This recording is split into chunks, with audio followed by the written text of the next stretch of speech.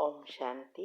आपका प्रश्न है, जिन आत्मा को किसी तीव्र पुरुषार्थ का आभास लाइट दिखता है, तो क्या वो आत्मा को बाबा शिव बाबा चाहते हैं तुम भी अच्छा पुरुषार्थ कर ऐसा बनो, आगे बढ़ो? क्या ये लाइट सब आत्मा दिख सकती है? उत्तर है, देखो, हर एक आत्मा के आसपास ओरा होता है, कारण शरीर जिसको कहते हैं, वो आत्मा की शक्ति अनुसार दिखाई देता है। ये भी कोई भी आत्मा जब देखती है तो वो बहुत ध्यान से अगर देखे तो लकीर जैसी होती है। तो जो अच्छी पुरुषार्थ करती है उसका ओरा बहुत अच्छा होता है, क्योंकि जितने जितने पाप कर्म है उतना ओरा दूसरे कलर का हो जाता है।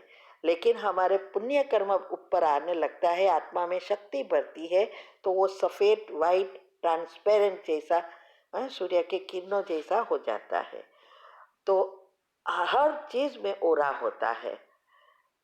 इस एक टॉपिक में वेबिनार में मैंने बताया था कि अगर हम आकाश के ऊपर लकीर के एंड में अगर देखते रहे तो आप देख सकेंगे एकदम ब्राइट लकीरें होगी। ऐसा ही किसी के सिर पर हम देखते रहे एक आंख खुली रखकर, मीन्स के एक तकी, दोनों आंख पलक भी ना पड़े और देखते रहे तो ओरा दिखाई देता है। तो ये तो अपने अपने पुरुषार्थ और अपनी अपनी क्या है तमन्ना, उस अनुसार दिखाई देता है। तो सबको दिखाई दे ये जरूरी नहीं है, ठीक है। ओम शांति। आपका प्रश्न है, मुझे भी ये प्रश्न है, मुझे भी फोरहेड पर लाइट दिखाती है, कभी कभी रियल में और कभी किसी तीव्र पुरुषार्थ आत्मा की वीडियो में। तो क्या हमारे अंदर पॉजिटिविटी आ गई है इसीलिए हो रहा है? उत्तर है, देखो, पॉजिटिविटी की निशानी क्या है?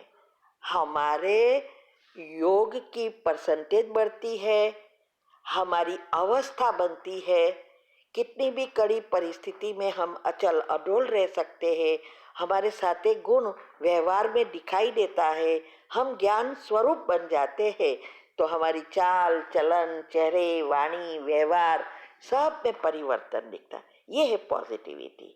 अगले प्रश्न में मैंने बताया कि वो कोई भी आत्मा अगर चाहे तो देख सकती है, ठीक है। ओम शांति। आपका प्रश्न है, मुरली में आज जो आया रावण के बारे में, तो शिव बाबा रावण किसको कहते हैं? बहुत आत्मा रिद्धि सिद्धि प्राप्त करने के लिए स्मशान में बैठकर भी तपस्या करती है। जिसकी भी पूजा करते हैं उनसे उन्हें शक्तियाँ भी हासिल होती है, फिर उन शक्तियों का दुरुपयोग करते हैं। तो बाबा कहते हैं मैं यह सब नहीं करता, तो वो आत्माएं इससे इन शक्तियों को हासिल करते हैं। उत्तर है, देखो, रावण का अर्थ है 5 विकार, और 5 विकार आता है जब हमारी आत्मा में शक्ति कम होती है तो उसका ऑपोजिट अवगुण आना शुरू हो जाता है।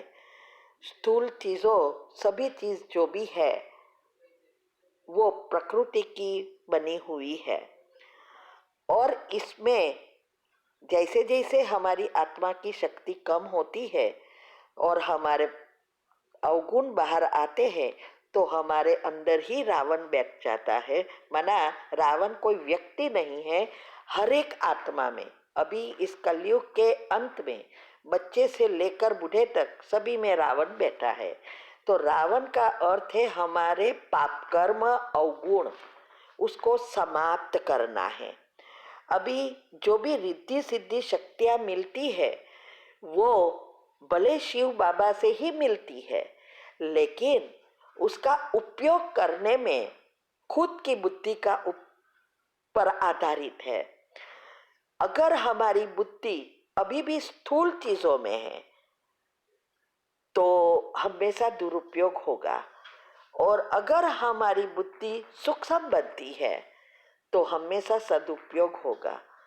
तो वो बाबा नहीं करवाता, जो भी रिद्धि सिद्धि में करते हैं वो बाबा नहीं करवाता, वो आत्माएं करती है। और जैसे जैसे रिद्धि सिद्धि में आजकल जो भी हो रहा है वो तो पाप कर्म ही हो रहा है। दूसरा, कई आत्माएं अभी जो पूजा पाठ वगैरह करके करना को कहती है, जैसे ये ग्रह कुल देवी का श्राप जो भी निकालने के लिए, उसमें भी सफलता कम है, क्योंकि सबके मन पॉजिटिव नहीं है। तो पहले के जमाने की बात अलग थी, अभी अलग है। और नेगेटिव चीज करने में जल्दी हमें सफलता मिलती है, क्योंकि सारा विश्व नेगेटिव है। तो नेगेटिव से नेगेटिव जल्दी हो जाता है, और इससे पाप कर्म ही बढ़ते हैं, क्योंकि इसमें भी स्वार्थ होता है, पैसा कमाना। रिद्धि सिद्धि वाले या पूजा करने वाले या कोई भी है, आज देखो कितना चार्ज कर रहे हैं। अभी ही एक बहन की बेटी के लिए कुछ कराते थे, माना उसकी बेटी नहीं, बेटी के ससुराल वालों ने ग्रह की सभी दशाओं को बदलने के लिए कितनी सारी पूजाएं कराई, पैसे पर पैसे देते गए, 2.5 लाख हो गए, फिर भी उस बेटी का डिवोर्स हो ही गया। तो क्यों? क्योंकि जो ये पूजा पाठ किया उसका मन तो अंदर से क्लीन नहीं था, इसीलिए सफलता नहीं मिली, ग्रह की दशा नहीं बदली। दूसरा, जो भी आत्माएं हैं, जो वो लड़की है या उसके पेरेंट्स है, जो भी है, वो सब नेगेटिव है, तो उसके और ही पाप कर्म खींचते आते हैं। तो ये बहुत गुह्य बात है, मैंने बहुत सारे टॉपिक में समझाया है। ये ग्रह क्या है, जन्माक्षर क्या है, ये सब बातों को खुद समझो। तो ये जो भी रिद्धि सिद्धि करके किसी का बुरा या भला करते हैं, वो आत्मा करती है, उसके कर्म बनते हैं। लेकिन जब हमारा कनेक्शन परमात्मा से होता है, जैसे नवदा भक्ति की बाबा बात कर रहे हैं, ये अभी की बात नहीं है। नवदा भक्ति बहुत कड़ी भक्ति थी, और उस समय भी इतनी नेगेटिविटी नहीं थी। ये नेगेटिविटी ज्यादा तो अभी बढ़ी जब साइंस ने इतनी प्रगति की। ये टीवी व्हाट्सएप जो भी खुला है, वो डायरेक्ट अभी देखते हैं आंखों से, तो सारी चीजें जल्दी छप जाती है सबकॉन्शियस में। और इसीलिए अभी ऐसी चीजें, माना नेगेटिविटी बहुत बढ़ गई। तो नवदा भक्ति की तो बात नहीं, सामान्य भक्ति भी नहीं हो रही है। इसीलिए नवदा भक्ति की बात करते हैं बाबा, कि नवदा भक्ति करते हैं तो उनको शक्ति तो मिलती है, या स्मशान में जाके भी करते हैं तो उसको बाबा के साथ लीन होते हैं, माना उसका कनेक्शन यूनिवर्स से होता है, शक्ति आती है। लेकिन उसका सदुपयोग करना या दुरुपयोग करना, वो आत्मा के खुद की शक्ति बुद्धि पर आधारित है। ठीक है। ओम शांति।